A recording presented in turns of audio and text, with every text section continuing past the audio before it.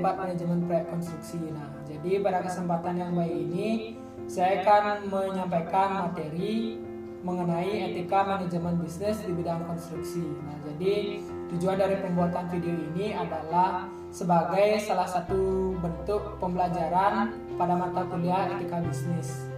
Jadi langsung saja kita masuk ke bahasan kita. Nah, jadi pokok bahasan kita pada hari ini ada 4. Yang pertama yaitu etika bisnis, kemudian yang kedua ada etika bisnis konstruksi, dan yang ketiga ada etika bisnis sebagai pemilik perusahaan. Kemudian yang terakhir ada etika bisnis sebagai pekerja.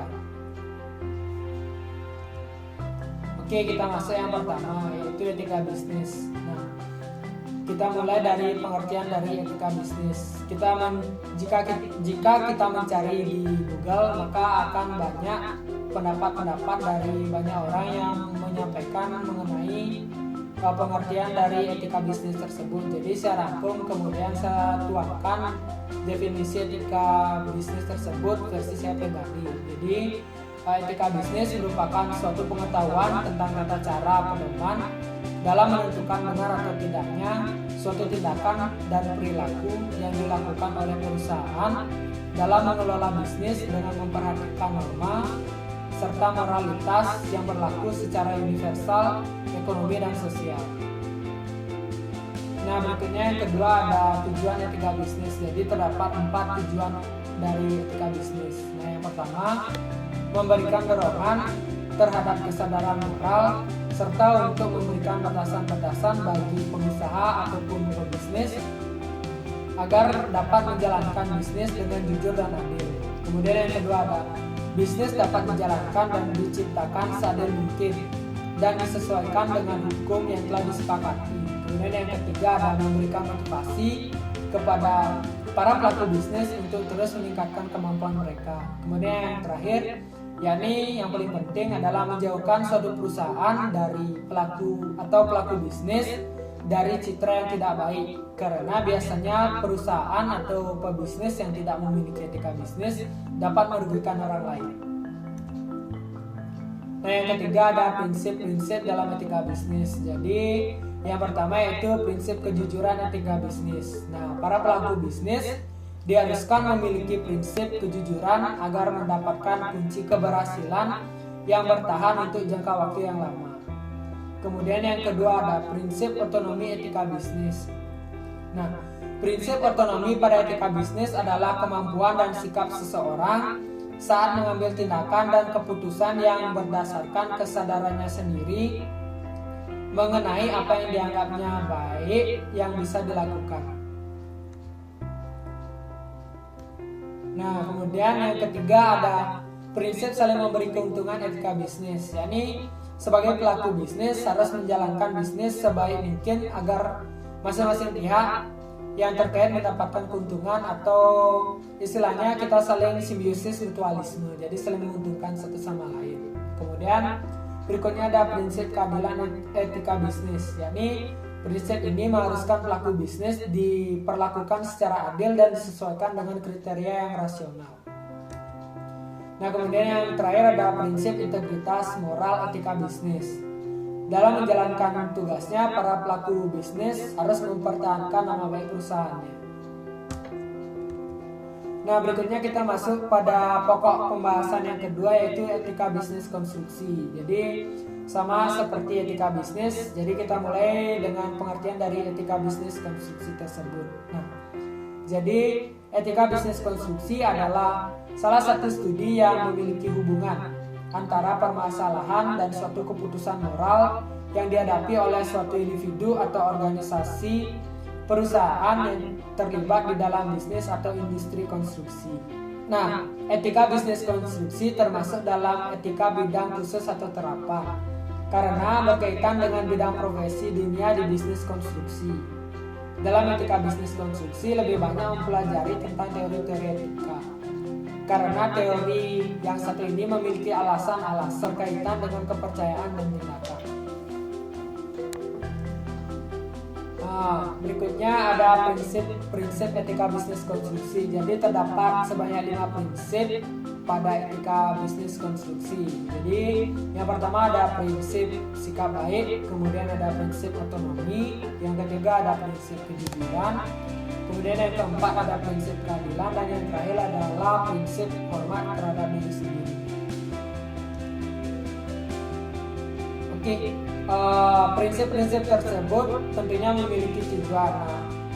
Tujuan dari kelima prinsip tersebut yakni agar para pelaku bisnis konstruksi yang menjalani bisnis tersebut sadar akan dimensi etisnya kegiatan bisnis tersebut, serta supaya belajar bagaimana mempertimbangkan secara etis dan ekonomis dan mampu memasukkan pertimbangan etis dalam kebijaksanaan perubahan konstruksi tersebut. Berikutnya yang ketiga ada etika bisnis sebagai pemilik perusahaan.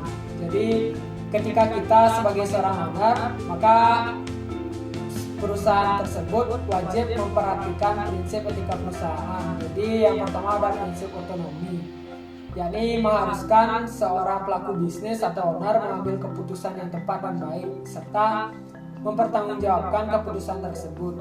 Kemudian yang kedua ada prinsip kejujuran, yakni merupakan prinsip etika bisnis yang paling dasar dalam mendukung keberhasilan perusahaan dalam berbagai aspek. Kemudian yang ketiga ada prinsip keadilan, yang merupakan setiap orang yang melakukan bisnis memiliki hak untuk mendapatkan perlakuan yang sama. Kemudian yang keempat ada prinsip loyalitas, yakni dalam perusahaan menunjukkan kerja keras dan keseriusan dalam menjalani bisnis sesuai dengan visi dan misi perusahaan tersebut. Kemudian yang kelima ada prinsip integritas moral.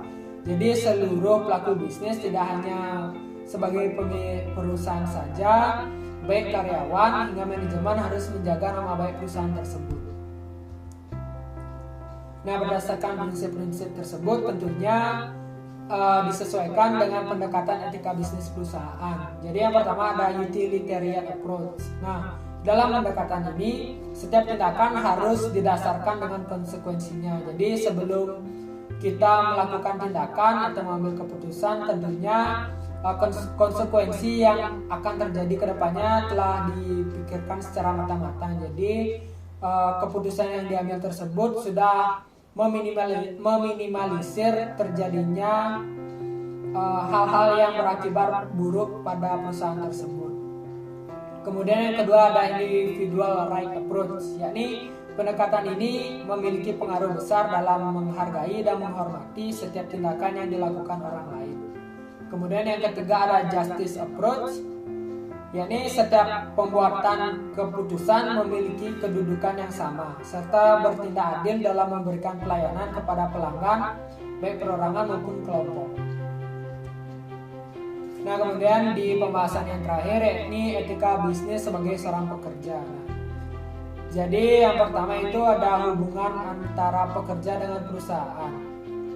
Nah, yang pertama sebagai pekerja harus berusaha yang terbaik untuk kepentingan perusahaan. Itu nilai hal yang sangat mutlak bagi seorang pekerja untuk perusahaan tersebut. Kemudian yang kedua ada sebagai pekerja harus berusaha meningkatkan kemampuannya untuk mencapai yang terbaik, yakni kontribusi pekerja tergantung dari kemampuan dan semangat untuk menghasilkan yang terbaik. Kemudian yang ketiga, sebagai pekerja harus bersikap achievement oriented, yaitu pencapaian orientasi target dalam kerja. Kemudian yang terakhir adalah sebagai pekerja harus bertingkah laku yang baik dan menghindari hal-hal yang mencemarkan nama baik perusahaan. Nah, berikutnya yang kedua ada hubungan antara tugas, wewenang, dan jabatan. Yang pertama, sebagai pekerja harus memiliki rasa tanggung jawab dalam menggunakan wewenang dan jabatan agar tidak merugikan perusahaan, rekan kerja, orang lain, dan diri sendiri. Kemudian yang kedua ada jangan pernah menyalahgunakan wewenang demi kepentingan pribadi atau mendahulukan ataupun memihak kepada kelompok-kelompok tertentu. Kemudian yang ketiga ada jangan mengungkapkan data atau strategi perusahaan yang bersifat rahasia kepada pihak-pihak yang tidak berhak mengetahuinya, yang mana dapat menyebabkan kelangsungan hidup perusahaan tersebut menjadi terancam. Kemudian yang ketiga ada hubungan antara atasan dan bawahan. Jadi seperti yang kita ketahui, garis tanggung jawab adalah dari bawah ke atas, yakni bawahan bertanggung jawab kepada seorang atasan dan seorang atasan mempertanggungjawabkan bawahannya. Kemudian berikutnya, sebagai seorang atasan harus bersifat mendidik dan memberikan pengarahan kepada bawahannya, sehingga mereka dapat meningkatkan kemampuan untuk kerja dan sikap kerja. Karena kemajuan dari anak buah merupakan tanggung jawab seorang atasan. Kemudian yang terakhir ada sebagai seorang atasan harus menjadi panutan bagi bawahannya. Tingkah laku atasan harus mencerminkan nilai-nilai yang dianut oleh para bawahannya. Yang terakhir adalah hubungan antar pekerja. Jadi saling menghargai dan membina semangat kerjasama, yakni dengan saling menghargai karena persamaan harkat dan martabat, dan membina kerjasama karena semua pekerja bekerja dalam tim, yaitu perusahaan tersebut. Kemudian yang terakhir adalah menghindari tindakan ketidakharmonisan, pertentangan, dan keresahan di antara para pekerja. Demikian merupakan pemaparan materi dari saya. Jadi saya ucapkan terima kasih banyak kepada teman-teman sekalian yang sudah meluangkan waktu untuk menonton video ini, dan saya harapkan semoga bermanfaat. Jadi sebelum saya tutup, saya ucapkan permohonan maaf apabila dalam penyampaian pada kesempatan ini masih banyak hal-hal yang kurang. Jadi hal-hal yang kurang tersebut masing-masing dari teman-teman yang menambahkan, sehingga materi ini menjadi lebih komplit seperti itu. Jadi terima kasih, saya tutup. Have a nice day everybody. Thank you for watching. Don't forget to like this video. Thank you.